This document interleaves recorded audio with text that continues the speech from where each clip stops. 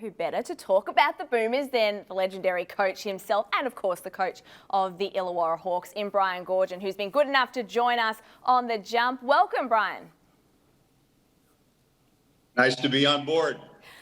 We saw Josh just then. How have you seen his rise? Did you expect him to be this good this early?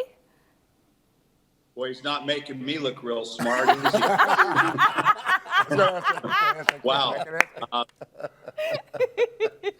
I'm like, no, real interesting deal there is that, you know, one, like Copes, and I'm sure everyone feels the same. We knew he was going to be good. We know he's a great player, but no idea that he was going to do what he's doing at this level right away. And all the aspects, not only as playing, but just the self-belief, the confidence in yourself, the swag that he has as a kid walking in cold first year is incredible.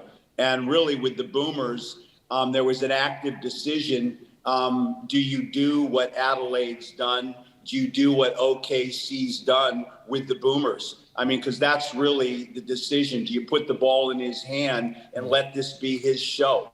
And we made an active decision. No, we're not. Internationally, those guys had put in 12 years of work. We weren't willing to do that yet. And but again, what he's done, what he's doing, exciting for Australia's future, and just incredible. No one expected what they're seeing now. And finishing, he's probably better at OKC than he was when he was with the 36ers. There's no doubt about that. And a lot of people don't understand that, and even Luka Doncic has said it in recent times, international games are a different game. And it's a lot harder to do some of those things that you see him doing on a daily basis in the NBA in the international game. But as you move forward with the Boomers, is it something his style of play and trying to play that NBA style a little bit more, is that something that you're kind of forced to do? Definitely. I mean, Andrew, there's no doubt you gotta, like Luka, you gotta play to his strengths. It was just the timing of never playing an international game, never being a part of that group, and giving him the ball and playing off him. It's a big call. And then, you know, everything that I've done since I've been back in Australia, the word COVID's been around it. So it's not like what you experienced where you have 2 camps and 2 tours and get acclimatized. We had a drop-in center, 2 practices, and we were playing. So, you know, we made the decision that, you know, Delhi's been there 12 years. And a lot of the decisions were made as far as he was concerned with him and Sobe. I'm not saying I'm right all the time, but I did have a team around me, and no one said this is stupid, you know. So and the team did pretty well, but we're excited about him long term. He's going to be a big piece of this. Brian, when you add a Ben Simmons as well to this Olympic team, who brings the ball up the floor? Who's your leading point guard with Josh Giddey, Ben Simmons? Who do you look at? And well, you know, it's what a great problem. That's right. That's right. To have 2 guys like that. But the thing with Ben is that he can carry the ball. He can play on the elbow. You can sit him in the short corner and play on ball and put the ball in Giddey's hands. I mean, Ben's just multi-purpose. And I just think you don't have a dominant guy with the ball. Either guy can carry it. And again, how exactly that looks would take some thought. But it's a nice problem to have. And I hope down the road we can have both of them. But again, all this talk about Ben really right now, from my voice, isn't about the Boomers. It's about Ben. Just on Ben quickly, have you reached out to him? I know you sort of said he's always welcome back in the Boomers family. Have you touched base with him since he's moved across to the Nets? kept in touch. Again, it's not, I pick up the phone and talk to Ben every week, but every time something takes place, monthly probably during the process while he was out, just seeing if there was any help that could happen from this side, anything that we can do. How is he? And just, it was funny that I talked to his brother the day before the New Jersey situation, thinking that it wasn't going to happen because there was rumors that wasn't going to take place, and just to check that he was okay. And then the following day, he gets hit by the New Jersey, that happens. And I can't tell you how excited I was. And I get a phone call from my wife, said that his sister delivered a bottle of wine to the house. And let me tell you, it's not the bottles that I drink.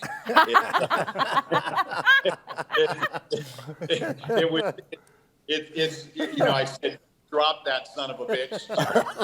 Here, put it under the stairs, put a bow on it. Oh, God. Now, Copes here is obsessed with Xavier Cooks. He is. There's Obsessed might be a bad word. a man crush. No, well, what he's doing now. Yeah, he's playing some good basketball. What he wants to know, though, and he's too scared to ask you, should he be in the Boomers squad? Is he on the radar? Is he on the radar? Got to be on the radar. He was there.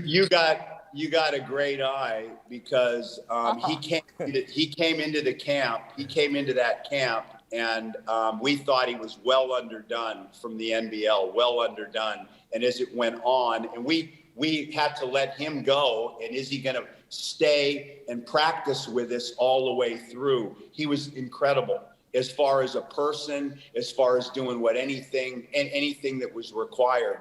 And now, coming back to the NBL, from how the season started to what's going on now, he's definitely an international piece and an exciting piece. And you're constantly getting NBA people on the phone asking about players. And from the start of the season, 0 to now, a constant.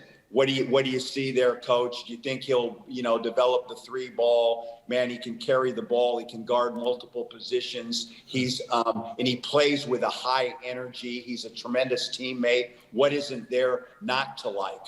So I definitely see him as a boomer down the road, and definitely see him as somebody that's in the NBA radar. Hey, Gorge, just talk us through the Illawarra Hawks and where you're at right now in the season, because it's, you're seeing some good basketball and some not so good basketball. How do you feel about your team right now?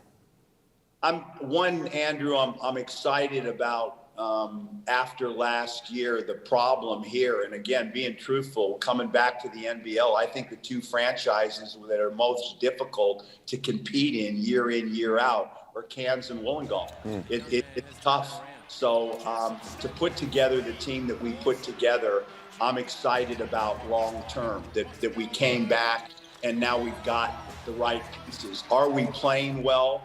I think you're being more than fair on, we've struggled with cohesion offensively. We've got an additional import now, and we've added Duop, we've added Harry Frawling, and the ball sticks a bit. And it isn't moving smoothly, but I think we've shown patches of it getting better. And then defensively, it's more on me I like to put pressure on the ball. I like to show on balls and rotate, and it doesn't suit our group. So I went down a path that kind of exposed us, and I was headstrong on going there. And now I'm coming out the other side saying, no, I got to make change here. And part of the defensive side of the ball right now and our deficiencies fall on me. Hey, we better let you go because it's not far from tip-off tonight. Good luck against the Taipans, and thanks so much for jumping on and joining us. Thanks. You guys do a great job. Thank you.